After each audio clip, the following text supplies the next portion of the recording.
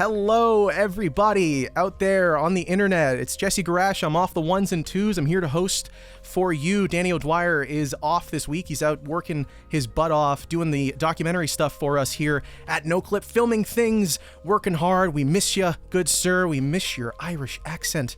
I'm here, though, joined by the always jovial Jeremy Jane. How's it going?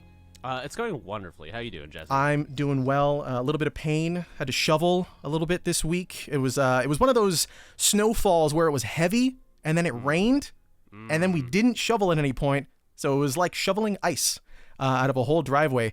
I couldn't get out of bed. I couldn't walk, couldn't move. Oh my God, my dude, back. Are you okay? I'm 28, so I'm basically 100 is what I heard. When I'm 27. I don't even know how old I am anymore. I'm done for.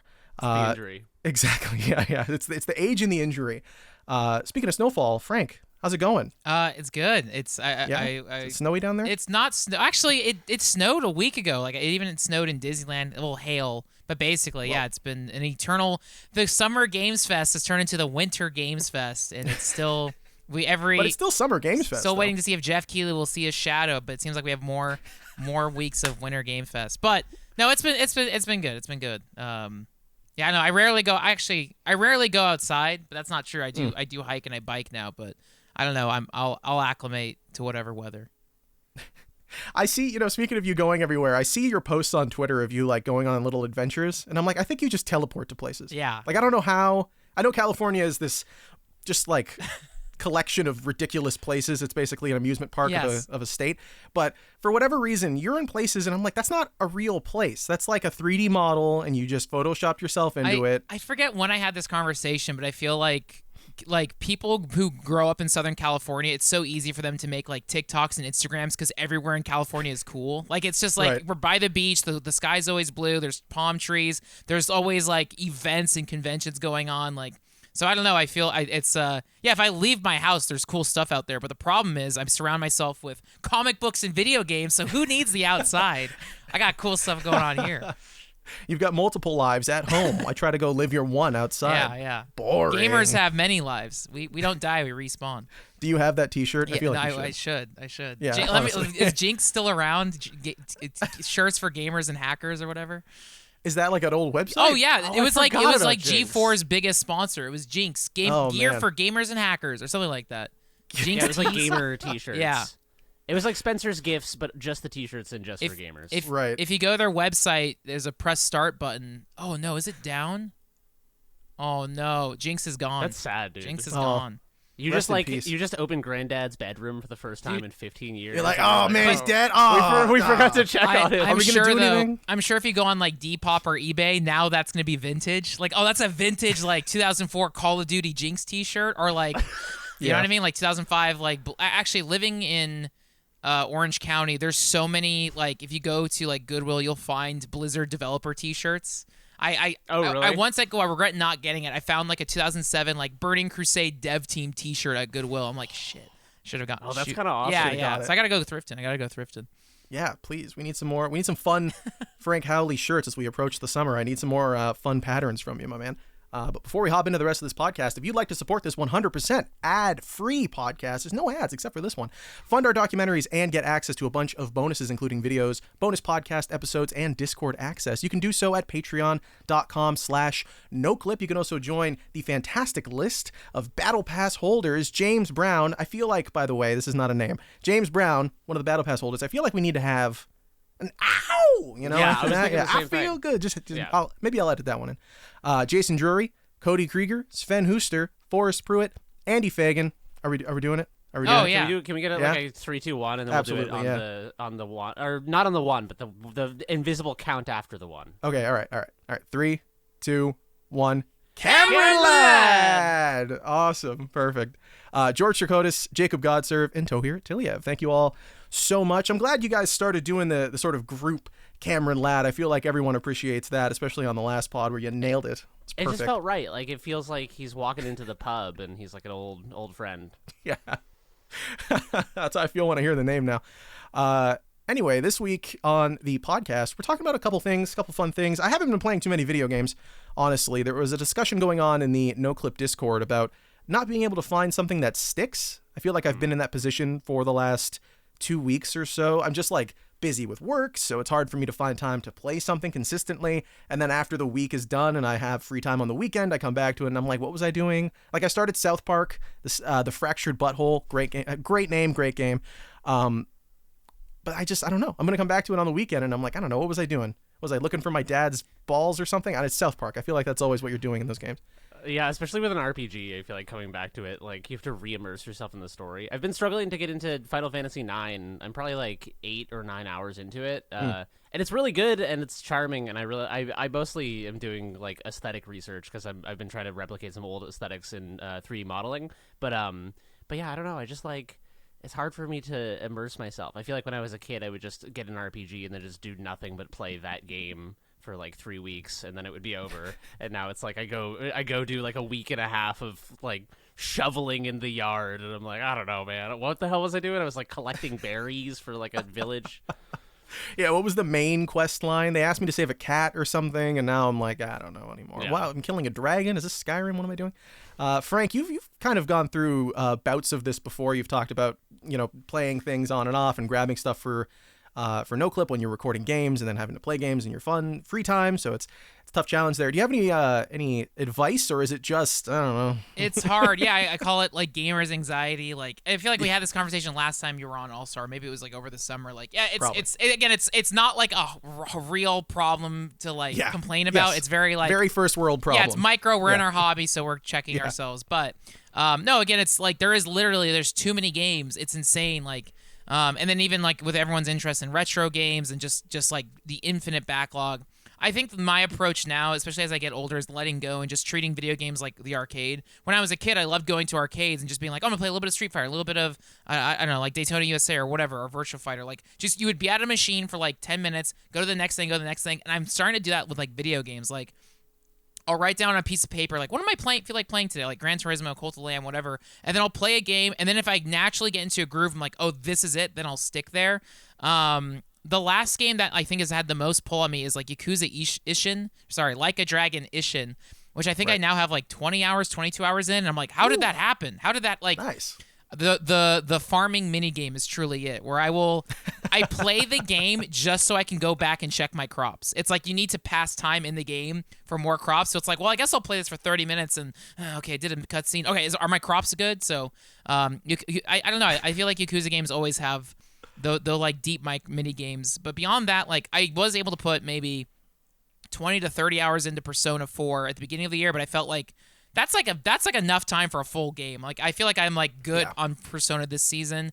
I don't know. I mentioned Cult of the Lamb even before we started recording. Is like, I was just thinking of like, I just need to pick one game to beat, and I feel like I'm 75% of Cult of the Lamb. I put way more hours back when we were doing our end of the game of the year discussion last year, and I'm like, wait, I could probably beat that if I just dedicate like a few days to it. So I don't know. I just need to make a list and like pick one game and beat it and get back in the momentum.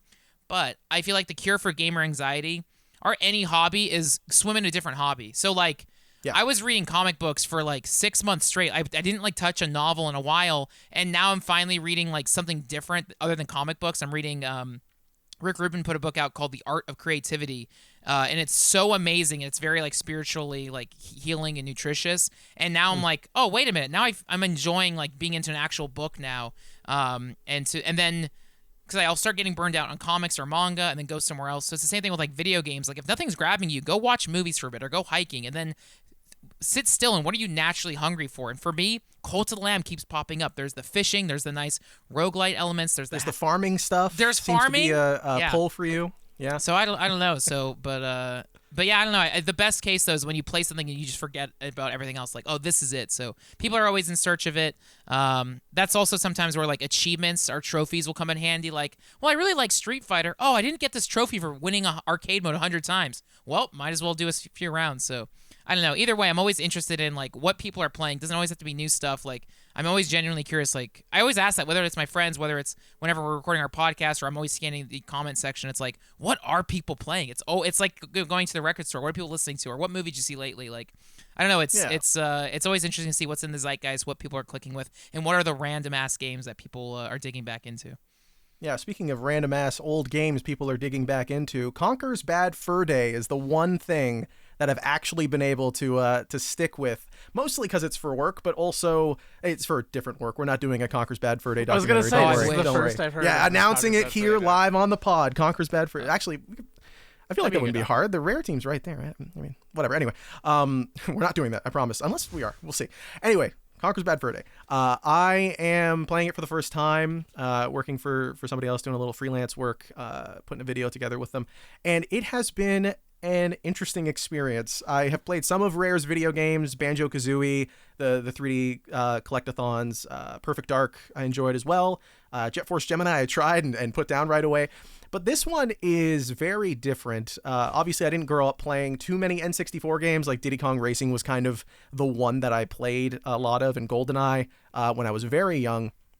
But this one is the first... Conker's Bad Fur Day is probably the first adult video game from that period in time that I'm playing. I can't believe Conker's Bad Fur Day is real. Have you guys played this game before? Yeah. Not since childhood. I played it when the Xbox remaster came out in like 2005. I didn't beat it, but I beat it from start to finish like at some point during quarantine on the Rare Replay thing. And yeah, it blew. There's parts of the game that are super frustrating, but I legitimately love it. But I'm curious, Jesse, what's your take on it as you're playing it? Yeah, so I think I'm with you. For those who don't know, Conker's Bad Fur Day, it plays like Banjo-Kazooie, which I'm sure most people are aware of if they're listening to this podcast. It's a 3D platformer where you're collecting cash and performing varying degrees of lewd acts, and you're peeing on people and drinking beer and I don't know, rolling piles of poo around literally and talking to a giant mountain who's doing a musical bit. It's just like It Takes Two feels like it took a lot out of this game's book of like every 5 minutes you're doing something different. But yeah, so I'm enjoying Conker's Bad Fur Day. I think it's actually fun, except for, when it gets frustrating, because it is very much in that vein of like early 3D platformers. The camera's atrocious. Like it does not know where it wants to go. And when it does go somewhere, it's not where it needs to be.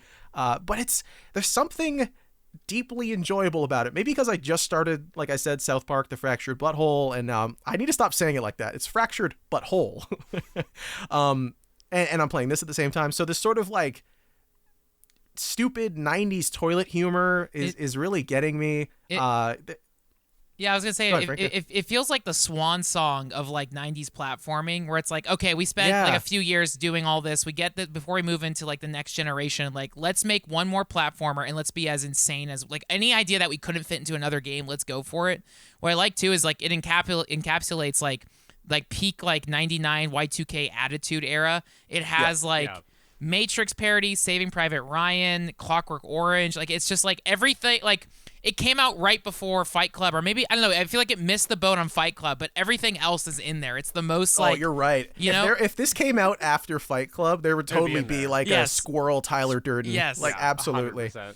Yeah, I like... one of the things I really like about Conker's Bad Fur Day is, when you play like an old RPG or like an old Nintendo first-party game, and the different zones, like the different biomes are really heavily themed. I feel like when I've played more grounded games from that era, like Suikoden 2 is a game that I really like, but it's very sort of grounded and natural and like realistic. So you're going to a village and it's like, welcome to our village. Here's the name of the village. But otherwise it's kind of like a normal village. I really like when games have strong theming where you go to a new place and it's like, this is like the snow world. And like everyone's like a snowman, or like this is like everyone is like a duck person here. That type of like strong theming really resonates with me when I'm playing games, because it helps kind of like delineate the different areas and makes everything feel like sort of a different experience rather than just a different part of this world where it's all kind of homogenous. And I feel like Conker's Bad Fur Day leans into that so hard, where it's like, this is like the poop world. This is like the like garden area and stuff. And like Frank said, with like the movie references and stuff, it's just, it has a very strong, no matter how you feel about the identity that it has a very strong identity throughout. You know what I mean? It's like if you asked a 10 or 11-year-old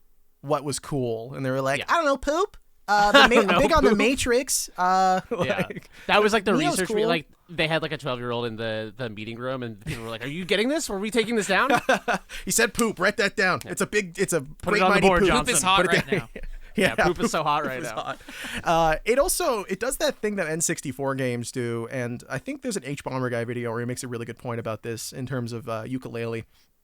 It does that thing where the areas play with like scale and space really well, and they cheat a lot of the time, but I really appreciate that. Like, there's when you go to do the Great Mighty Pooh thing, which is so dumb, it's in this mountain that is not really that big, and then when you go in, it's gigantic, right? Like, it doesn't make any sense, but it does at the same time. Like, you're in there and you're like, I appreciate the scale of this, and it's like, I like it that way. It plays with the technical limitations of the time, and then it also still introduces something fun, and I don't really care that much. Like, I'm already accepting the ridiculous, situation of like, oh, there's a sunflower with giant boobs for some reason, and you bounce on them to collect cash that talks to you and is mean. Like, if the inside of a building isn't the proper scale, I'm not going to be too upset about that. And I like that kind of thing. It's fun. It's what I like about the N64 sort of 3D platformer era of games. But any other thoughts on Conkers? Because I do want to talk about the graphics a little bit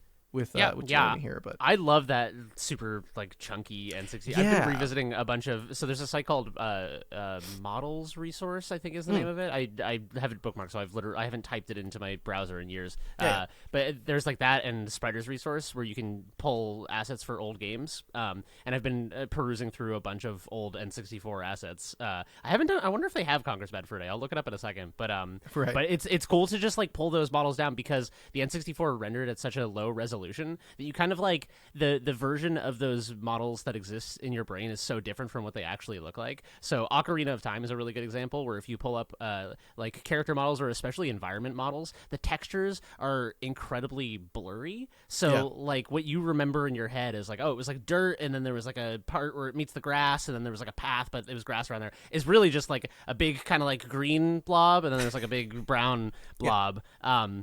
And it's been interesting, like, but the character models specifically, I feel like Conkers has this too, where they're these big, like, super low poly, big chunky characters. And if you look at their texture sheets, these just like the Gerudo guard, like one of the normal Gerudo people from Ocarina of Time, is the one I've been looking at the most. Where it's like these little swatches of materials, where it looks like a little drawing, like a 64 by 64 pixel drawing of what cloth should look like, and then they just like lay that on the pants and stretch it the fuck out, and it just like tricks your eyes, something about the low resolution and those. But yeah, I like, has it been weird for you playing a game from that era that you have no nostalgia for? Like, does it feel super dated? Or I mean, I've been playing a lot of older games that have this sort of low quality visuals to it. I guess like there is part of my brain from when I was a child of playing Diddy Kong Racing, and I'm like, oh man, it's Conker from Diddy Kong.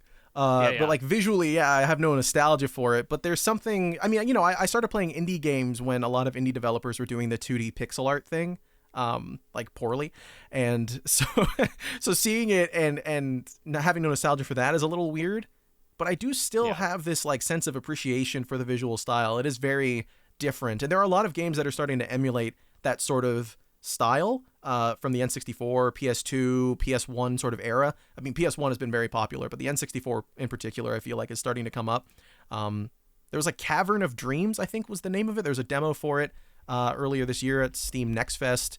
There's the Big Catch coming soon. So we're seeing the nostalgia for that era of visuals sort of come up, which is great. Like, I think that's cool. I think we always kind of see, what 2-3 generations ago, what were people playing? That's what the indie games are going to look like now, which is cool. I think that's exciting. It's also interesting because you're working on, you're trying to sort of emulate this visual style, but you're one person, right? I mean, so you're making the game, you're doing all this stuff. So the technical jump, and I think you guys have talked about this before, the technical jump between what you could do as a single person in the 90s and what you can do as a single person now in 2023, very different, which is great. I think it's cool that you can do this sort of thing. Yeah, it's cool to just like. There's obviously a nostalgia value in committing to an older aesthetic like that, but yeah, like you said, it's just also the like by committing yourself to this face texture is going to be 64 by 64. It gives you a limitation, whereas otherwise you can kind of like play with different like canvas sizes and different like levels of resolution for the textures and stuff like that. But yeah, also like you said, it's kind of just by committing to a low poly aesthetic and super low resolution textures, like creative constraints are good. As anyone who's worked on any sort of professional creative project knows, having a deadline sucks, but it's also something that makes you finish projects. Whereas otherwise, like if you have personal creative projects, it's just like endless experimentation. It's like, you know what I mean? What's the budget for this? $1,000, but it's a personal project, and you're like, it's $1 trillion, 400,000 non-build hours. Who cares? To make something that someone sees for half a second. Just the rest of your life spent on one game project that never comes out. I'll finish it one day. One game project. Don't lie to yourself. How many Unity projects have you started? Like 100. Yeah, exactly. But like maybe 5 of them are very good. Right. Fair. Excited for Jane Dev episode 4? 3? I think it's 4. Is it 4 now? Yeah. I've got a lot of good shit. We've been busy with the Noclip pipeline lately, but I've been busy on some game dev stuff that I'm excited to share. Well, now that Frank has a little bit of free time to play non-Noclip related games, it looks like you've got 2 here. One that I really want to talk about, but one that I personally really want to talk about. Yeah. So you're playing Need for Speed Underground? Dude, yes. Yes. So I feel like I'm always playing a racing game at any given time. I think a big part of it is we're doing our stunt derby tests every week. And stunt derby's been really fun, and it feels like finally, like, I don't know, it almost feels like going to the arcade. It feels like multiplayer. Like, I mean, it is a multiplayer game. But there's something so fun about playing Stunt Derby every Friday that part of me is like, what are other racing games? What are things I like in other racing games? So I think a big part of me not being able to stick with any one game is like, you know what? Yeah, screw it. I'm just gonna boot up my Xbox, see what random stuff I want to get into. And Need for Speed Underground has always been a game that, like, I missed the boat on in middle school. All my friends were obsessed with it. It always looked cool even going back because it's super neon influence. It's super, I don't know, 2004, like Little John Crunk era. It's so like delicious in that thing. When you boot up the game, it starts with Get Low, the boom, ba-dum, dum, That's awesome. To the window! To the wall! To the wall! To the sweatshirt down, mom! It's so, yeah. So what I did is I booted up the game, and then I turned off every song except Get Low. So that is the only song that play. It's like playing Mario, but the music is just one song. So it's like every time you go to a new menu or start a race, it's just Get Low. And it's been like so absurd and like Dadaist to like just play Need for Speed Underground with Get Low. But it's like I wouldn't have it any other way. And it's what I like about that racing game is I've tried playing other Need for Speeds, more contemporary ones, and I don't know if it's the Forza effect, or I don't even know if I think Midnight Club did it first, whatever. But like in Burnout Paradise, I don't like open world racing games. Like I want to just drive and do the race. I don't want to have to race to another race to do the race. It's like, I don't know, Forza, it's nice, but it's like I like that Xbox era of EA games where it's like select your next mission, go. Like Def Jam is structured that way. Like I don't know, there's something I call it arcade style where it's like you pick your level and you do the thing, you get your points and you can pick the next thing. And so like and Gran Turismo is that way, and I really like that. Even Ridge, I downloaded Ridge Racer 6. I played that a few months ago, and that's really, I know I just call that arcade structure, but I like it that way. But yeah, Need for Speed Underground is actually surprisingly super fun because you can do takedowns. There's like traffic, so it's not super destructo like Burnout, but it is extremely satisfying doing street races in Need for Speed Underground, and you can slam your opponents into like curbs or other oncoming traffic, and it's like, it just sounds so funny. I'm like, damn, is there like a modern Need for Speed? Is there a modern one of this? I haven't tried the latest Need for Speed. I don't know if it's good or not, but it's like, damn, Need for Speed Underground is really good. And then I'm sure once I get bored of this, I'll try Underground too. But yeah, did you play it back in the day? I'm like so kind of naive to all of the Need for Speed franchise. I played some of the PlayStation originals, but Underground is legitimately really fun. Yeah, so a buddy of mine, Zamir, shout out to my boy, Day One, he got me into playing Need for Speed Underground, and there's something about it that I think is so good, and it's something that the later Need for Speed games is missing, and it's got to be the cops, which I've never said more games need cops, and I will never say that again, but the cops in this game are really cool. They're like actually trying to kick your butt, dude. It is like they will take you down, they send the helicopters, they're going around, they're flying around, they're like, get this guy, he's going left down Mulberry, and you're like you're just weaving in and out of this forest raceway. It is so like just chaotic and crazy and loud. And I think so I played Need for Speed Unbound earlier this year, which was the latest one, and that one's really fun, but it's missing, like, it's just missing that aspect of it until you get onto that open world. It's like you mentioned that the open world driving and how that's kind of not that appealing. And I'm totally with you. I think like Forza Horizon almost nails it, Forza Horizon 5 specifically, but there's still this aspect where I'm like, I just want to take me to the race. Yeah. You know, what started that one? Was that It was one of those. It's not. It's Burnout Paradise, right? Is that the one that started that sort of open world drive to a location? Paradise had that. I think. Yeah, same thing. I think Midnight Club had that on PS2 with Rockstar, and like maybe there was even I don't know if like because there's Driver kind of has open world and you go from mission to mission, but like. But again, if you're really into cars, maybe you'll like it. But there's something about like I like going fast. I don't know. So sometimes it clicks, sometimes it doesn't. But then I don't know. Exactly, you're right. Yeah. Yeah, and I know like if Danny's on here, I think Danny prefers all the super sim like F1 games, which I never really cracked into. But I actually like it's so funny. I feel like the person who plays the most racing games, because Danny. But also speaking of racing games, we do have Stunt Derby, which again I don't know. There's something fun about returning to Stunt Derby every week and then just. It's cool seeing a racing game be built week by week and features adding to it because now with Stunt Derby, there is so much traffic with all the other competitors. There's all this physics stuff. There is crashes. There is chaos. And I don't know, at any level, it's just fun playing racing games. I feel like when I was commuting a lot before I worked remotely, I did not like racing games because I spent so much time driving. Now that I'm not doing so much driving in real life, it's like, oh, yeah, I can actually enjoy sitting in a virtual car. I don't know if there's a subconscious reason to why I'm playing more racing games now. Definitely inspired by like our weekly Stunt Derby tests, but I feel like I used to do a lot of commuting, a lot of driving, and now that I'm back in Orange County, I'm not making this long commute back from like OC to San Diego all the time. So like now I can enjoy driving in racing games again now that I'm not doing so much driving in real life. And because I think there's a correlation. Because when I was a kid, I loved Cruising USA. I loved Mario Kart. Once I had to start driving everywhere, I stopped playing driving games. Because it's like, well, I'm sitting in traffic and driving all the time. I don't want to do this in my free time. I want to, I don't know, fish in Shenmue or whatever. I don't know.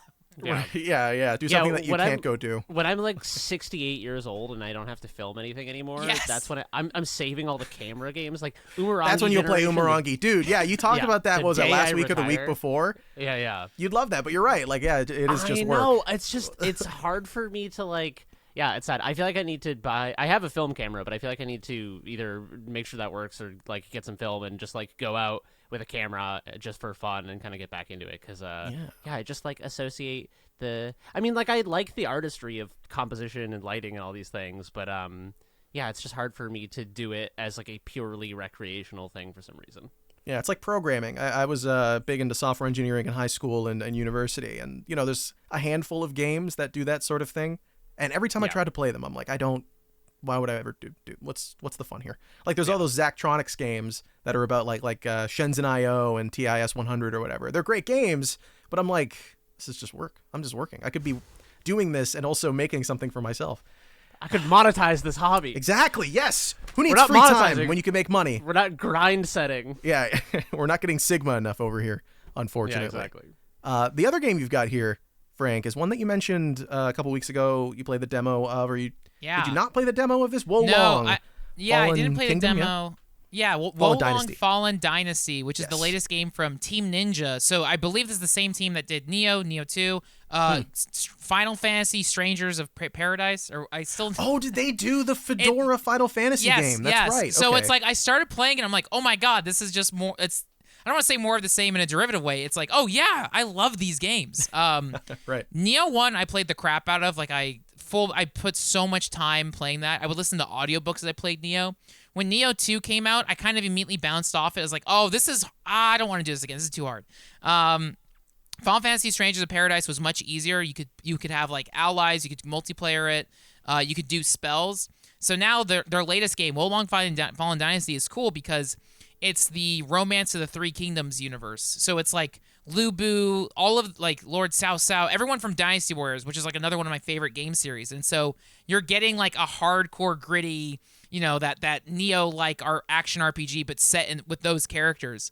And so the combat is like again, it's very similar to Neo. It's very heavy emphasis on like parrying and deflecting, and like even before the podcast, I was still trying to master the first boss. Like it very much is that like, okay, I'm gonna keep getting slapped until I learn it. I was my first day I played it, I think I put like an hour into it, got to the final boss, and was like, okay, let's do this. I kept getting destroyed. I'm like, I'm gonna come back to this another time. So I booted up this morning, grinded it. Okay, I finally got the boss, and then second form, and I'm like, bro. So I did the demo a little while ago, and yeah, you're right. It's very Souls-like. It's very like Neo. It's commit to your attacks before you do them. Do not just spam the attack button. Yes. There's different weapons that do different things, and I think there's some systems in the game that are a little like needlessly obtuse. Like it's very cool, it's very exciting, but there's like a morale system, and there's like level reputation that determines who you can fight and how well you fight. It's all a little too much for me personally, but I can see the appeal, and if it's something I put more time into, I'm sure I would like it a lot more. That said, it is still very good in the combat. Feels amazing. That first boss probably took me like an hour of just straight up running my head into the brick wall. Yes. It's so challenging, but there's a heavy emphasis on parrying in Wolong, which is like super cool. That first boss has a lot of context sensitive, and all the bosses seem to have this context sensitive parrying. Well, they'll do this big unblockable attack, but if you parry it at the right time, it does this like sick, like you catch the tail with your sword and then you cut his tail off and you zoom over to him and you slash him a bunch of times. It's super exciting. And then there's the second form, and you're like, "What do you mean? I burned all my Estus flasks." But it's cool because it's so funny because I went into the mindset of like even Final Fantasy Strange of the Paradise was I felt very hack and slash friendly. You could spam spells. It was like boss fights were tough, but it was pretty easy. This was like, oh no, I have to treat this more like Sekiro. And then once I combed like Reddit and like the Steam community forums, and it was like, okay, no, you need to parry, otherwise you're not gonna win. Then it's like, okay, so then I brought that mindset today, and I was like, okay, yeah, I got this, and I like this. The systems are definitely overwhelming. I had to research like outside. There's tutorials in the game, but like I don't know, when people on a Steam forum break it down, it's much easier. It's like, okay, yeah. There's magic in this game, but you can only do 4 spells at a time. There's like 5 different like I don't know, spirit. There's like you can upgrade your wood spirit, your earth spirit, your I don't know, your green spirit, your water spirit, your flame spirit, or whatever. So I'm just spamming fireballs, but I don't know if that's effective. And then your morale is like your level per the stage, and so enemies are like lower level, bosses are higher. Then there's also your I think it's literally called spirit, but your stamina meter.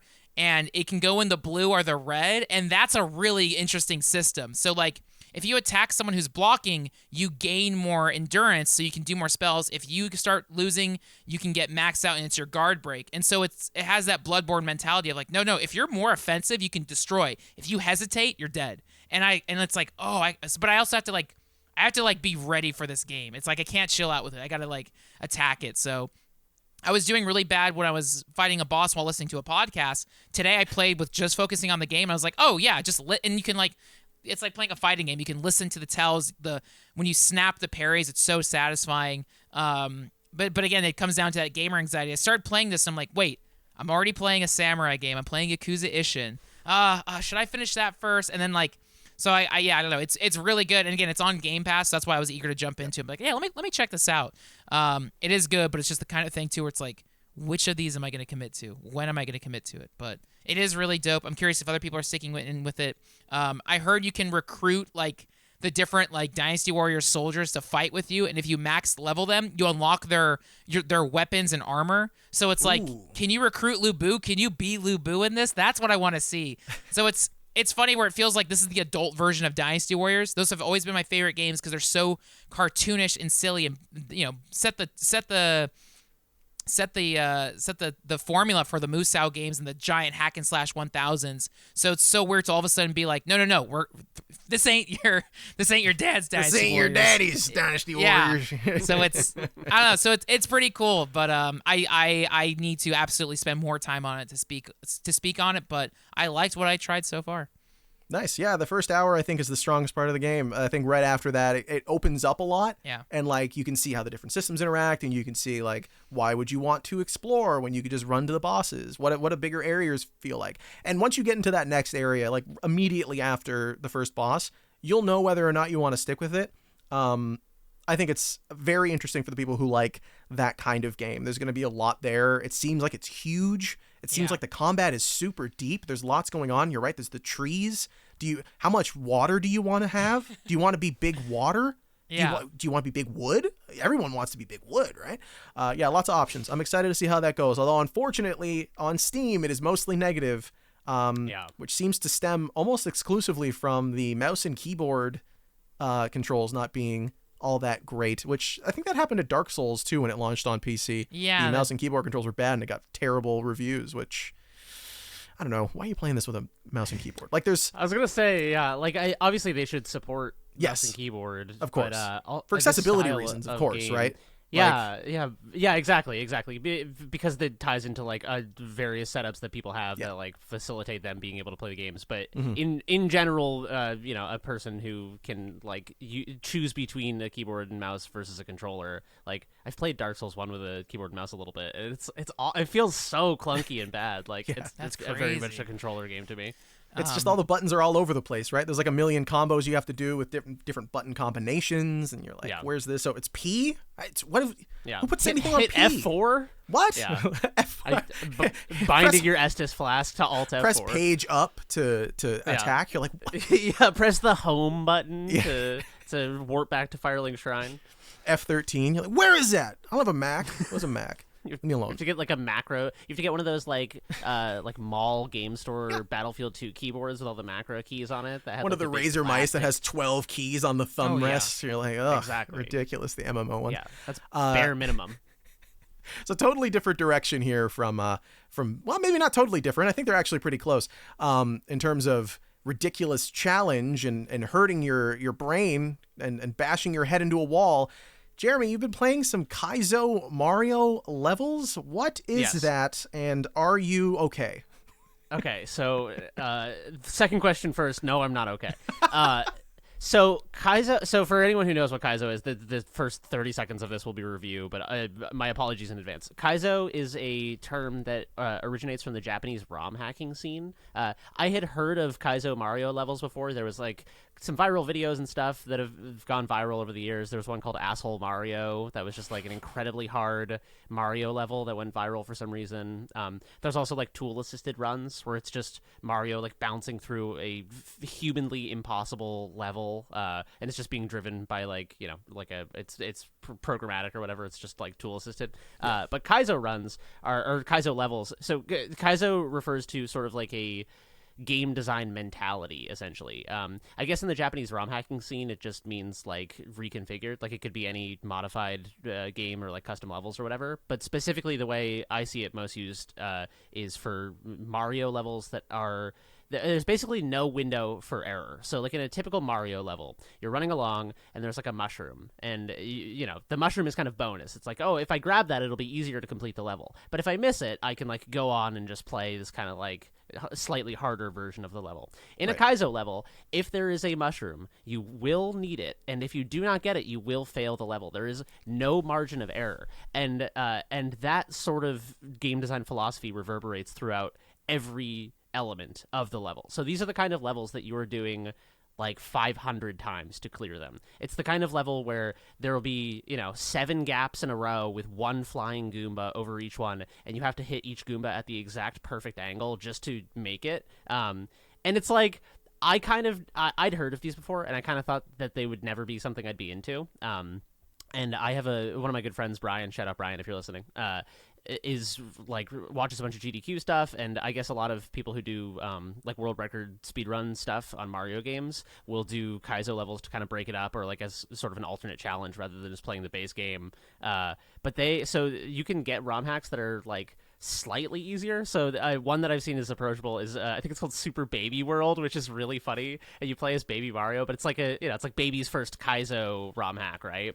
And they kind of telegraph to you like some of the mechanics. So there's Kaizo blocks is a term that people maybe are familiar with, which is the blocks that sort of like if you assume that you can make a certain jump, you'll jump and hit a Kaizo block that's invisible, and it'll just knock you down in a pit. and I feel like that's like the mission statement of why these levels are cool. Is it's like you have to perfectly interpret the designer's intent in order to bypass these levels. There's no like in a typical Mario level, it'll be like you may or may not discover the designer's intent. You may realize, oh, if I grab this shell and I kick it here, it'll bounce around and kill all those guys. But you can probably complete the level if you don't realize that, right? And it's kind of like an optional fun thing. I mean, you know that feeling in a game when you like play and you're like, oh wow, this is a genius bit of design, and I like fully grok what the designer was doing here. I'm always grokking. Yeah. Yeah, if you're grokking, you know that feeling. But in these Kaizo levels, it's like if you're not having that sensation, you won't be able to complete the level. So you'll just sit there going, how the fuck could I ever jump over like this impossible gap, until you realize that if you throw the turtle shell you're holding up, it hits the ceiling, and then you do the Mario spin jump off it. Yeah, exactly. Yeah. And then you grab the shell during the spin jump, which lets you continue the spin jump holding something, which allows you to then bounce off the piranha plant holding the shell. It's like those little hyper-specific maneuvers. Yeah. And yeah, And so like you do all that don't- to complete 1% of the level. Yeah, exactly. Barely. And so that's like kind of the fun is you figure out these little challenges that seem impossible that make up the level. You're like, I could never complete this level, and that's kind of how me and my friend Brian downloaded a ROM hack called I think it's Super Quickie World last night, and it's supposed to be sort of like an easier one, but not as easy as Super Baby World. We couldn't start with Super Baby World. That's insulting, you know. That's like going to Weenie Hut Juniors. I'd rather whatever fail in Super Quickie World than succeed in Super Baby World. I'd rather die on my feet than live on my knees. But but when I started it, I was like, I could never do this is so embarrassing. I won't even be able to complete the first level. Yeah. And then I played for like 5 hours last night. I did like the first 6 levels. So yeah, I don't know. I think I want to like get into doing Kaizo levels. They're kind of sick. They're fun. They're challenging. Yeah. I mean, they inspired so many indie games, right? I mean, Super Meat Boy is kind of in that same sort of vein. There's I Want to Be the Guy is the only Kaizo thing I think I've actually played, which is just maybe the biggest troll video game I've ever played. I feel like it's just the developers are being mean to you the entire time, but that's kind of the fun of it. All those sorts of games. I think there's something intrinsically fun. I mean, look at Neon White, right, from last year. How many times did I play the same level to shave a millisecond? Fighting people. That's over actually that. a really good comparison. Yeah, because it's that tight feedback loop that's really fun. It's like you're going to fail a ton, but it's that process of like slowly refining it, and then as the muscle memory locks in, that jump that initially you looked at, and you're like, I could never do that, and then you nail it the first time, and you're like, okay, well, I did it once, but I could never do it reliably. All of a sudden, you're like hitting that jump every time and not even thinking about it. Yeah. In a way, I mean, it does kind of remind me of what I like about Souls games, but I guess it's kind of more similar to Sekiro, because you really have to put, like, Frank, you know, when you said for Wolong, you read on the forums that like you have to, someone was like, you got to parry or you're gonna get crushed in this. I feel like with Sekiro, the reason some people really liked it and the reason some people bounced off of it is because it has a very narrow window of approachability. Like, you have to play the game as the game was intended. It's not like Dark Souls where it's like, oh, I could be a caster, and if you're a caster, this particular boss is much easier. It's just like you're in. There's almost like one way to fight these fights, and you just have to like learn the steps to the dance to overcome it. There's just something fun about like totally adhering to the designer's vision for this thing, or just not being able to overcome this impossible task. So yeah, it's pretty fucking cool. I think I'm gonna get into it more. Are you gonna make some? You want to try your hand at putting together your own Kaizo levels? I don't know, man. There's like Super Mario Maker and stuff. Yeah, I was gonna say, yeah. Yeah, so that popularized a lot of the Kaizo stuff too, and kind of like put it back on my radar. I was watching an old VOD of when Germa streamed Super Mario Maker and did a bunch of Kaizo levels, and I was like, oh man, I kind of forgot these existed. And so that was kind of the thing that got me reinterested in it. But yeah, I mean, I love like Super Meat Boy and like Super Hard. I like Celeste. Celeste also just came out with a huge fan pack of community levels that are apparently really hard too. Oh, very cool. So I would like to do that. Oh yeah, and Maddie Torson, who worked on Celeste, I believe, also has put out some Kaizo levels or some Mario ROM hacks or something too. So I'll have to check that out at some point. But for sure, yeah, I'm in my super hard platformer era, I think. Yeah, it sounds like you're Kaizo pilled for sure. Congratulations. Based in Kaizo pills. Yeah. We're gonna put that on your tombstone. Yeah, hell yeah. Speaking of drugs, taking drugs, I watched a movie this week. Okay, on last drugs? week about drugs, about drugs and forest creatures. I watched Cocaine Bear. Oh, how was it? Frank, did you watch Cocaine Bear? No. No, too stupid, eh? You're like, I'm not even. I get it. I'm open minded. I want to be open minded, but to me, it feels like a college humor skit of like, okay, I get it. I get it from the trailer. Like, okay. Yeah. So the bear's on cocaine, and then what? It's just on cocaine for an hour and a half. Yeah. Yep. Was it good? Okay. You know give what? Me like a. Yeah. So here's the thing. It's terrible. But like, that's why you're going to watch this movie, right? You don't go and watch Cocaine Bear because you're expecting Citizen Kane. You go to watch Cocaine Bear because you're expecting Cocaine Bear. You're expecting Sharknado, like with a bear that's on cocaine instead. It is Citizen Cocaine. Yeah. That honestly, Elizabeth Banks, you know who to call for Cocaine Bear 2? Is Elizabeth Banks in it? I think Elizabeth Banks is the director. Oh. Yeah. Dude, so this movie is like very fun. It's the kind of thing that I imagine is going to be like a cult classic. You go to some tiny theater in your city on a Thursday afternoon and a bunch of people are sitting there. It's like Rocky Horror Picture Show or like The Room, right? You go and like people throw rice at the screen or whatever. It's gonna be one of those where you go to watch it and like, oh, the bear did cocaine, and everyone has to do like a big sniff of something. Like everyone simultaneously will just go like, oh, like everyone does a key bump of coke in the theater. Yeah, why not? Hey, they hand out the little spoons to everybody. It's great. It's a good time at Playhouse Cinema in Hamilton, Ontario. Come on down. But you know what? It was just a fun, stupid movie where you watched a bear on cocaine harass people. Although that's not actually that much of the movie. Like half the movie is these random kids. The kid has the one girl's mom is like concerned for them. She's a nurse, but she has to go to work, and the daughter skips school to hang out with her friend to go to some waterfall. O'Shea Jackson Jr., Ice Cube's son, is in the movie, and he's just like friends with these goobers and like owes money to Ray Liotta, which this is his last performance ever before he died, was in Cocaine Bear, and he's in it for like 10 minutes of the movie. It's so bizarre, but there's so many actually good sequences. I think the best character in the movie and the best moments in the movie involved character actress Margot Martindale. That's for all my BoJack Horseman friends out there. I was gonna say, yeah. I'm like, man, she's so good. I love character actress Margot Martindale. I can't call her anything else. I don't say Margot Martindale anymore. I have to say character actress. It's like her full title. And she's in it as a park ranger and is sort of like defending the park, but she's also trying to flirt with this guy who is played by one of the husbands from Modern Family, I believe. One of the gay couple on the show. I can't remember the guy's name. He's in like musical theater and everything. Anyways, and it's just like ridiculous. This bear is on cocaine. What does a bear on cocaine do?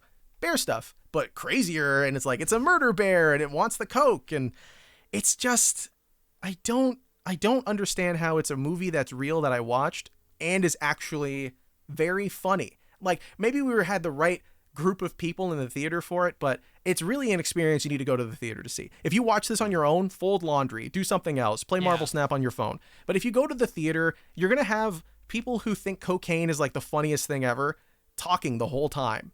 And that's the perfect way to experience this movie because there's nothing going on worth paying attention to, except for when there's like blood and gore and people get shot in the head on accident and things explode and you watch a little girl eat a spoon of cocaine. You're like, what is going on? How is this a movie that dude, that happens in the movie. There's a little girl. That's horrifying. Like the little girl main character, she like, her and her friend find this bag of cocaine in the woods because the whole setup for the movie is there's this pilot who's taking a bunch of coke on a plane and he throws it out like he's DB Cooper trying to get rid of his gold. And then he jumps out and dies in some random city. And the whole setup for the movie, the beginning, by the way, they play like Ronald Reagan Don't Do Drugs clips. And they play the Pee Wee Herman thing in the beginning. Like, this is crack. Like that plays at the start of the movie. It's amazing. Why did you play that for cocaine? Anyway. And yeah, these kids find this bag of cocaine. They crack it open. And the boy's like, I've had cocaine multiple times with all my coke friends. So she's like, try it. And then she tries it. And they're like, and the couple behind us, which again, this is the best part of the movie, is go to a theater with a bunch of people who think cocaine is funny. The couple behind us, the woman is like, oh, honey, sweetie, that is too much. No, it's oh my God. There's no amount of cocaine for this. First off, she can't hear you. Second off, this is there's no amount of cocaine that a little girl's going to have and be like, yeah, okay, I'm fine. I just if you're worried about spoilers for the next 30, skip the next 30 seconds. Does a little girl like die from eating a spoonful of cocaine? Nothing tragic happens in this movie. It is an early 2000s like ridiculous kind of film. Like this feels like Without a Paddle. It feels like almost exactly like Without a Paddle. Nothing bad happens to anyone. Is it like horror comedy genre wise, or is it like a straight kind of like The Hangover bombastic comedy? Or it's like is the bear like a Resident Evil nemesis throughout the film? kind of. Okay. But like Resident Evil 2 Nemesis, not in a scary way. Okay. Like Mr. X. yeah. Well, yeah. Same He's idea. a nemesis of sorts. Yeah, he's a nemesis. He's my nemesis, that's for sure. He killed me too many times. That's so true. But yeah, he Jesse Tyler Ferguson, by the way, was the name of the guy from Modern Family. I was trying to remember the gay couple. But yeah, it's the bear is just kind of there in the beginning. You see him murder one couple, and then that's it. And then for the next 30 minutes, you're just like learning backstory.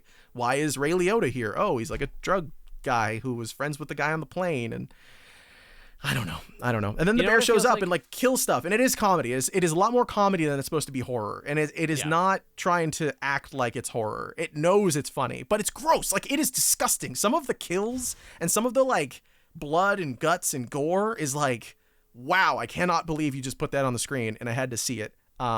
There's a bit where someone just gets shot in the head, and it is like, you see all of it. You see everything. Oh my God. It's intense, man. Sometimes it's like, it's cute, and then it's dumb, and then it's scary, and it's gory. It's everything you could ask for in a cinematic experience. It's my Infinity War. It's my end game. I think more people should go see Cocaine Bear in theaters. Also, last thing, Isaiah Whitlock Jr. is in this movie. Who's Why? that?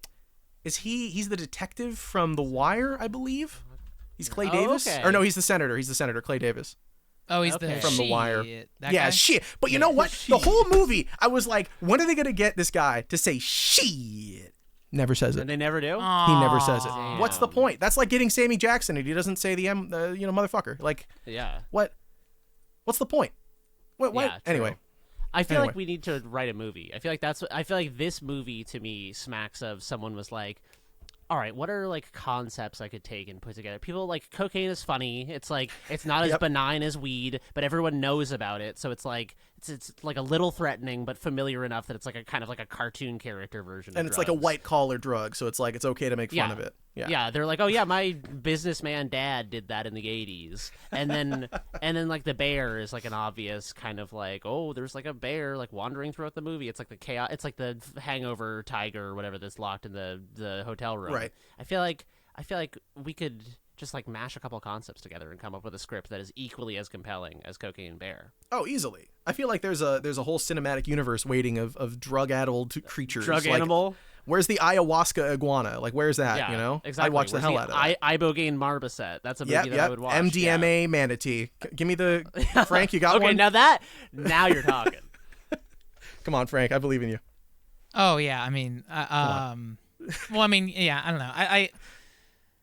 I like the idea of like a sober, I don't know, a sober Sasquatch, like Sober that's good. Sasquatch. That's yeah, good. that's like after we've done 2 or 3 movies, and Yeah. they're like, well, It's a okay, spin-off. yeah, what are you like guys gonna do now? He's like the Thanos of PCP the anteater? universe. He's like the anti-hero of the universe. Yeah, He exactly. gets a 6-episode short on Paramount Plus. No, on Peacock. On Peacock. Yeah, he that's gets the his own spin-off. Is series. Sober Yeah. Sasquatch. And he's just like, I just feel like all these animals don't need to be doing He's drugs. going around Yeah. handing out the AA pamphlets or the Yeah, NA yeah. pamphlets. Yeah, he's like reconciling with people from his past because he used to be into drugs, and now he's like, I just woke up after like 15 years and realized I've hurt a lot of people, you know. And he's just going around like making amends and like doing the It's 12 like My steps. Name is Earl, but it's a sloth slowly making his way to apologizing to everybody. I'm Yeah, sorry. that sounds like this is a good movie. Yeah, see, Yeah, that's, I there you go. don't release this podcast because we can't just give this idea away. Zootopia 2 coming soon to theaters, starring Yeah. Sober Sasquatch. I like Sober Sasquatch. Sober That's a good Sasquatch, character. Sober Sloth, Sober whatever. Let's get them all in there. Have you guys ever seen? There's a YouTube cartoon series called The Big Les Show. It is the person named Leslie. It is not the Big Les Show. Oh, is this a is like reference the funny Australian guys? to- Yes, yeah, Yeah, okay. Yeah. There's a character named Sassy, Sassy the Sasquatch, who is a copious drug using Sasquatch. In that, I feel like the Sober Sasquatch is kind of like the postscript version of Sassy the Sasquatch. You know, he's like got his life together. Like a Sasquatch who has an infinite capacity to consume drugs and always is doing so. And then he like gets his life together. That makes sense. I could see that. I think the only thing I know from the Big Les Show is there's a clip that was going around on TikTok that everyone was using for a little bit of "Get out of my sandwich." That's all I know. I don't know that one. It's that I don't little know. clip. Maybe That's- I haven't. I think There's that might there's be a from lot it. of it. That is true. There's There a is lot of it. It's like an hour Shut of up, just Big Les the Show. Sasquatch one or something. I saw a compilation on YouTube. It's Yeah, hell impressive. Yeah, it's good stuff, man. So how does Cocaine that Bear, feel? recommend? Yeah. Yes, I recommend it. I think if it's in theaters, go see it. Like I said, if it's not, maybe do some cocaine and watch it at home if you can get a hold of some. That might be a better experience that way. I don't know. Although be very careful because there are news stories about fentanyl and cocaine all the time. So I take it back. We don't endorse any use of cocaine unless it is prescribed by like a dentist in the 1800s. Yeah, or meth. Weren't they like handing out meth like it was candy back then? They're like, here you go, lose some weight, enjoy. There was a lot of meth use. Yeah, there was like weight loss pills. There was also a lot of meth use in World War II, especially by the German side, if I recall correctly. They were just like, oh, you got to fly like a bomber plane for 48 hours. Here's like a bunch of meth. There's tons of clips of Hitler just tweaking, just having some itches. You can feel the snakes in his skin, and that was unrelated to the meth, to be fair, but. Yeah, true. Yeah, the meth probably didn't help exacerbate the underlying character deficits of that man. Probably didn't help. Yeah. I feel like we need. Cocaine Bear. The sequel is Methamphetamine Hitler. I feel like that's. Oh my God. That's where it's going. I mean, what greater monster could you imagine? Ooh. You know. Yeah, man. Pretty scary. Pretty scary. And that one in particular. Yeah, for sure. Yeah. I'm Goddamn. Again, don't release this podcast. These are $1 million ideas. Elizabeth Banks, please close this episode. We know you're a big listener. Please, as soon as you hear this, just email us and we will take it down as soon as you hear it. We want royalties. Wow, what an episode! What a way to end an episode of this podcast. You guys think this is a good time to call it? Anything else anyone wants to talk about before we get out of here? By the time this episode's out, there's a new Fortnite season, which I'm very excited. What is it this time? They've been teasing. So it again, like everything's rumors until it's actually out, but it looks like it's going to be Neo Tokyo inspired. They've been dishing out anime stuff for like the last year. I feel like they've pivoted. They know their audience now. So I'm I don't know, I'll be looking forward to it. There's also been rumors or data mine stuff of there might be a first person mode added to Fortnite, which would be the most insane thing ever. Rest in peace, so Call of Duty. Yeah, right. So by the time, also speaking of Call of Duty, they just confirmed Shredder is going to be added into Call of Duty from TMNT. Ninja Yeah. So the first cosmetic drop for the Modern Warfare 2 has been announced as Shredder. So I'm hoping that we're going to get all the Ninja Turtles in Call of Duty. But I'm super excited for the new Fortnite. That's it's hard to make a hard turn into it. But I'm like, oh my God, new Fortnite is coming out soon. I'm always happy to hear more Fortnite news from Frank Halley. Thank you for reporting, sir. We salute you. We salute your service. Does Fortnite do a new map when they do a season update? So it's so weird because it's chapters are the major things. Right now we're in chapter 4, season 1. So every chapter, completely new island. Every season they will like change some locations. So it's like, okay, let's rearrange this a bit. But again, the fun of Fortnite is every season they completely change stuff. So it's like different weapons, and then throughout the season they change the items, they balance stuff, they put items in and out. Like every day, like every week in Fortnite's different, and that's what makes it so cool. Is like, I don't know, it's such a dynamic, silly game. It's super chaotic, and it's always like, it truly is like one of the funniest and most fun games to play, and I really adore playing it. So every time there's a new update, I feel like I always have like a group of core friends who are always down for Fortnite, but every time there's a new season or chapter, it's like everyone gives it at least one shot to see if they vibe with it or not. And so I don't know, it's I don't know, it's like first day of class. It's like, oh, everyone's here, and then people start dropping out, and whatever. So I don't know. Sasuke's here. It's great. Good to see you. Yeah. How was your summer? How'd it go? John Wick, how are you? It is funny playing Fortnite because it's so sincere. Like, okay, there's Goku over there. Snipe him. I'm killing Goku. Like that is like real commands you're barking out, and it's awesome. It's awesome. Goku's won. He's won. He's won. Yeah. Like. The last, like, that was specific because like I was playing a match like this week or whatever, and you could see Goku's silhouette through a window, and it's like, there's Goku, he's in there. And so it's just like, this is awesome. I guess it helps that all these characters are so like stand out, their silhouettes are so immediately identifiable. Like, that's Rick Sanchez, go get him. It's so funny just yelling, there he is, kill him, screw you, RoboCop. Like, it's so funny. I feel like we do these frequent things of mentioning all the skins in Fortnite, and I can't wait for them to add more real people. Sorry, Jeremy. Sorry. Yeah. I feel like now that you're saying the thing about silhouettes, I feel like Rick Sanchez and Goku have very similar silhouettes. Oh yeah. Whoa. I feel like think you might be right. I feel like I just had a breakthrough. I know that's the kind of thing your friend says to you when he's too high and has been sitting silently for like an hour. No, they got the hair. And then you're like, "Hey, are you okay, man?" And he's like, "No, I was just thinking about you've got Cocaine Bear on in the background, and they're just Yeah. like, dude, Rick from Rick and Morty kind of looks like Goku. He's kind of like old Goku, dude. He's like, is Rick old Goku, dude? He's Goku if he just gives up. He just Yeah. doesn't get any sensu beans. He doesn't work out. Except Goku is like a lovable idiot, and Rick is like a detestable genius. So I feel like it would have to be. I mean, there needs to be a bridge series between the two where we explain how we got from Goku to Rick. You know, That's true. that's You're what right. comes up next. Yeah. Also, I have to mention, just because it's been such a huge part of my life for a week, but I started reading Berserk, and then Frank mentioned Berserk, and I was like, all right, I feel like I got to double down on reading Berserk. Berserk is the famous like 1980s, 90s manga. Right. And I've read like 105 chapters in the last Whoa. week. It's like, which is like a quarter of Berserk, which is like.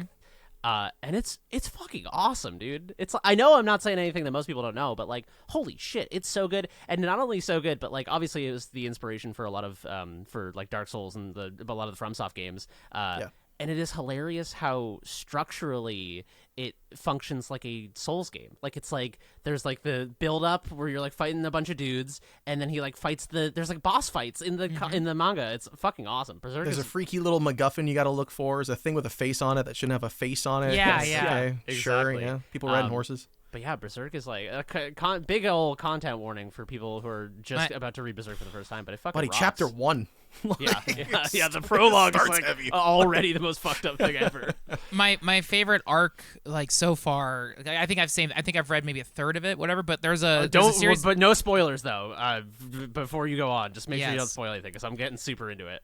There's something with like fairies, like evil fairies, and it's Yeah, so that's where I'm rad. at. It's That's where I'm so at like right now. I love it because it's like their design are so cute and like but they are so vicious and it's awesome. Like that was the thing. I was like, this is awesome. And then there's also Puck, who's the funniest little thing ever. I love Puck too because like so Puck for context is like the comic. It's like the Jiminy Cricket of the series. It's like everything in Berserk is so gruesome and off. It's so more like it is the most depressing. It's awesome, but it's so putrid and vile and rad. And then Puck is this little fairy that's like, I'm here along too. Yeah. Hey, you guts. That was some good murder, Guts. Well done. Yeah. Good stuff. Yeah, it's funny because that type of character, like the little magical helper archetype, is usually kind of like they're like insulated from the consequences of the world oftentimes as an archetype. But it's funny because Puck is so upbeat in the face of this world, but is kind of just like disregarded and cast aside, and is like usually those characters are kind of high status where they're like mentors or like helpers that are kind of like they run parallel to the stakes of the story. They're just kind of there. But Puck is like constantly being stressed out and like brushed aside and swatted like a bug and stuff, and is still this kind of like indefatigable positive presence. But yeah, Berserk is fucking cool, man. I'm probably gonna go read it for the entire day after we wrap on Yeah, this. It's so sick. they just released Omnibus 13 or whatever. So which I don't know. I feel like we're getting close to having it all collected, and they're also still going to continue it based on the author's notes and everything. But cool. it's all out there. And then actually, I've noticed several libraries in Orange County also have Berserk in stock. So I will keep preaching it, guys. Go to libraries, check your manga sections, take pictures, send them to me. I'll tell you what to pull. Go to your libraries. I love the libraries. We got to get the anime update with Frank. We got to know, or the manga update. We need to know what's. Hey, by the way, I didn't say it when we started the pod. Ham-ha. Ham-ha, dude. Ham-ha. Ham-ha to rules. all of you out there. Yeah, to everyone Ham-ha. near and far, to our hearts. We didn't talk about the finals, by the way. Who's far? Yeah. I love the idea of people being far from our hearts. Like there's, Everyone's like, far from our hearts. Whether we love you or we kind of are we indifferent hate you, towards you. ham-ha. Ham-ha to you, my friend. Yeah, there's always We don't want you room for you listening. at there's always room for you at the Ham Clubhouse. Yeah. That's where I want to be. No, that's a great point to wrap up with all the Noclip projects and everything. But yeah, on Noclip Crew, Danny put up we did a playtest of the finals. Oh yeah. Which is I was blown away by it. I feel like I had seen a trailer or something of it a while ago, but oh my gosh, the finals is so good. Yeah, I mean, I feel like I'm kind of mentally fried right now. But yeah, Jeremy or even Jesse, do you guys want to contextualize it or give your take on it? Yeah, it is a kind of like It's not a battle royale, but it is a first-person shooter where you have sort of like several small teams that are competing over these cash boxes that you then have to take to a deposit point, deposit and defend. But at any given time, there's multiple cash boxes and multiple deposit points. So it's just kind of like a big menagerie of teams all fighting over these constantly shifting dynamic objectives. And it's made by a bunch of ex-DICE people, so it's got kind of a Battlefield-y feel to it. It's got sort of like Battlefield Bad Company style environmental destruction. So at some point we were depositing a cash box and the whole thing just flew through the floor, like someone blew up the floor underneath us. And it's just very like dynamic and fun. I've been following this for a while, and it kind of disappeared off the map as they were getting ready to move into beta. So yeah, we had a chance to play it, and we played it. There was a little tournament too after the press playtest, and we came in second place. We're the highest ranked team that didn't have an Embark dev on their team. So I'd say that's a dub for the boys. Where'd Skill Up land on there? It didn't show up, eh? I feel like him and his crew might have bounced before the tournament. Yeah. But I'd like to think that we're just superior in. I think you just scared him off. Yeah. Let's be honest. I think Did you guys? He was like, yeah, I don't want to embarrass myself in front of these absolute professionals. We like Frank said, there's a great video. You should check it out on Noclip Crew, where Danny and the two of them kind of break down what was going on in the game and their thoughts on it and everything, which is great. I think it's a super concise and tight. Let's put those two words together. Video about it. You should also just subscribe to Noclip Crew, by the way, if you're not already. But I don't know if you guys saw Skill Up's video on the finals. There's a clip in there where, like, in the middle of the video, it's like 7 minutes in or something, he kills Danny in the game, and he's like, "Suck it, Danny O'Dwyer," and it's like, which is great because in the Noclip Crew video, when Jeremy gets a kill on Skill Up, he's like, "Oh, the Skill Up, oh, that's so funny," and so it's like that's really really funny. There's a new rivalry here on YouTube between the gaming outlets. You have to watch out for it's that kind one. of fun just like recognizing someone's name at like like a press event is obviously like a very kind of like controlled environment versus like just playing with randoms on the internet, but it is kind of fun to just be like, oh, it's that guy from IGN over there, like, oh, we just like rolled over the IGN squad. Yeah, is that Ben Hansen? Get him. Yeah, exactly.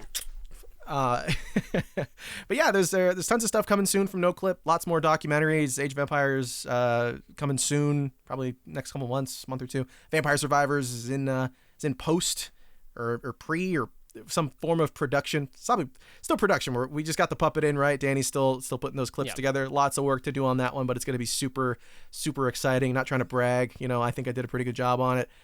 He's out there. Danny currently filming Choo Choo Charles and Dwarf Fortress documentary stuff, which is super exciting. I'm very excited to see the Dwarf Fortress one. I'm happy for that team. Glad they're finally making bank, doing well for themselves. That's awesome. I can't wait for the rest of the month, rest of the year, really, from Noclip. I think we got a lot of cool stuff coming down the pipeline. I'm loving everything that we're doing. The Stunt Derby especially. I haven't been able to make it for any of the playtests. It just doesn't line up for my schedule, unfortunately. But every time I watch the clips or I see the updates or I see whatever Alex is posting on Twitter and I see all the updates, I'm like, this is amazing. This is so cool. Like, I think it's so cool that Noclip is doing something like this where we get to fun development. We get to put something out there instead of just like making documentaries, which of course is super valuable. And I think it's great that we're doing this, but also being able to add to the game development space and then show the behind the scenes stuff that really no studio is going to show them, doing a pitch. Like, that's not going to be part of the documentary, most of them anyways. So it's great that we get to do that kind of thing. Yeah, we also have our big documentary that Danny and I went and filmed earlier this year, which has not been officially announced, but has been teased sufficiently that I feel comfortable saying that it was the last thing that I worked on, and it was a big team effort by all of us. And I think you can probably put together what game it is based on that. But that's kind of like our big mega project that we've been working on for a while, and I believe that's coming out really, really soon when Danny comes back. So if you're a patron. You can already watch it. Oh, cool! The Patreon is up. Yeah, okay. The early access is there. It was a huge collaborative effort. I basically edited the whole thing, handed it off to Danny, and then because it was like a fresh edit to him, he was able to kind of like take a bunch of his own personal like passion for editing and infuse it with even more gusto. So I think it's like, yeah, it's like it's one of those docs that's like the Black Mesa one where it's such a true collaboration that it kind of transcends what either like any of us could do alone. You know what I mean? Like everyone kind of gives their all to the element that they work on it, and it came out really good. I'm really, really proud of it and happy with it. So get psyched about that. Hell yeah, the power of collaboration. What a strong team we've got here. Love it. Love it. So keep supporting the podcast, documentaries, get access to all the bonus episodes, all the fun stuff. Official Discord, you can do so. You can do that. You can get access to it. You can support us. You can fund us. You can do cool things. Patreon.com/Noclip to do that. You can follow us on Twitter @NoclipVideo. Danny's not here, but @DannyO'Dwyer. See the updates, see the snowstorms, see the fun behind the scenes stuff. Arsenal, you can learn about football. I know so much about football now because of following Danny on Twitter. I don't know. I know so much about F1. because of traveling with Danny. I'm like, he keeps posting about Hamilton. I'm like, you're not here. Stop. You don't know. That's where I live. I live in Hamilton. @Frank Halley. You can follow Frank on Twitter @JeremyBJane. Although I don't know why you'd follow anyone on Twitter anymore. I feel like that application is falling apart. And you can follow me @Guarascia. Guaras like Sam, CIA. We're bringing it back. I'm doing it again because I'm here. What are the rest of your guys' week looking like? What are you guys doing? What are we saying? What are you up to, Frank? My birthday is this weekend. What? Shit. You don't open with that? Happy early birthday if I catch you. No, I'll be turning 32. Still playing Congrats. Xbox games, which is good. I don't know. I've been on weekends. I go on bike rides with my friend DDB, and it's been fun. When I ride bikes, we get inspired to make TikToks. It doesn't always happen, but it's very fun. But no, this weekend I want to go ride bikes. Get dinner with my parents, and then Sunday I'll do like a birthday stream, play video games. But no, and then honestly, Fortnite, dude, I can't wait for new Fortnite. That's like hell yeah, the most exciting thing. But honestly, also like. I was super stressed the last few weeks because I was taking care of taxes and just inventorying all the expenses of 2022 kind of like stressed me out. Like, so I feel like I owe myself like time off just to chill. So I feel like there's something kind of really refreshing about like not making plans because I'm such a like, I'm a professional planner. I always like love coordinating and planning stuff. So it's like, as a birthday present myself, it's like just get lost and get bored and see what happens. I'm like, okay, I'm gonna take it easy. So. Yeah, that's right. Good, man. What about you, Jeremy? I have been, this whole year for me so far has been insanely busy. There's been a lot of Noclip stuff. Someone very close to me was moving out of the area, so I spent a lot of January hanging with them. And yeah, so I feel like the last week or so, I finally had time to get back into doing game dev stuff. And I had all of this like saved up energy for it from the last like month and a half of being really busy. And I feel like I've made it's one of those things where, you know, when you like practice something for a while and something that would have taken you 2 months initially, you can like bang out in a few hours. And it's just like, I've had one of those moments where I really feel the tightening of the gyre. Like I can feel all the things I've been working on kind of like accumulating and quickening, and yeah, it's very exciting. So I've got a prototype I'm really excited about, and I've been working on like some new like I mentioned earlier, like some N64 style modeling and stuff. I'm trying to capture that old, it's like, the way I would describe it is, it's not trying to make things that look like N64, it's trying to make things that look like the way I remember N64. So it's been kind of like a fun experiment. But yeah, so I've just been fucking psyched on game devs, so I'm probably gonna do a lot more of that this week. Nice. Awesome. Very good. Yeah, what are you up to, Jesse? You know what? I don't know. I'm very busy this week. I got a lot of stuff going on. Cassie's got a couple days off on the weekend, so maybe we will go on a fun little trip. We were planning on going to Toronto, and there's this great, just beautiful, if they're listening, please sponsor us, breakfast place called Egg Bay, which is like, what a name, that sells this like pork belly sausage on a brioche bun egg sandwich. It's $15. It is the best $15 I've ever spent on a sandwich. It is worth it if you only get it once in a blue moon, which is the case for us. I also feel 15 Canadian. Doesn't seem right. Too That's scary. like $3 for like you guys. $6. Yeah. Yeah, come on. That's nothing. Is that like a wooden nickel or something? Yeah. 1 halfpenny. That sounds awesome. It's worth it. It's very good. So yeah, we're gonna have a fun weekend. We're gonna figure out what to do. Maybe we'll go see Creed 3, another movie in the theaters. Nice. Anime inspired. I haven't caught it, but I heard that Michael B. Jordan like watched a bunch of like, what is it, the boxing anime for references. Yeah, so it's very Hachi anime no inspired. Ippo or whatever the hell. So it's supposed to be very anime inspired. Where it's like, okay. Yeah, there's that great clip of Jonathan Majors being like, "Yeah, I don't know, man. He made me watch some anime where two guys were fighting and their souls were attacking, but there was like a meta level for the fight." And you can hear him being like, "I don't give a shit. I don't know. It's a shonen anime." That's awesome. He made me watch Naruto. Like, I don't know. I hated it. It sucked. That rocks, though. Anyway, thank you so much for listening, everybody. See you next week. Danny will probably be back. Yeah, there you go. I love the points. Yeah. Take it easy there, guys. Thanks for listening. We'll see you next week. Goodbye. Goodbye.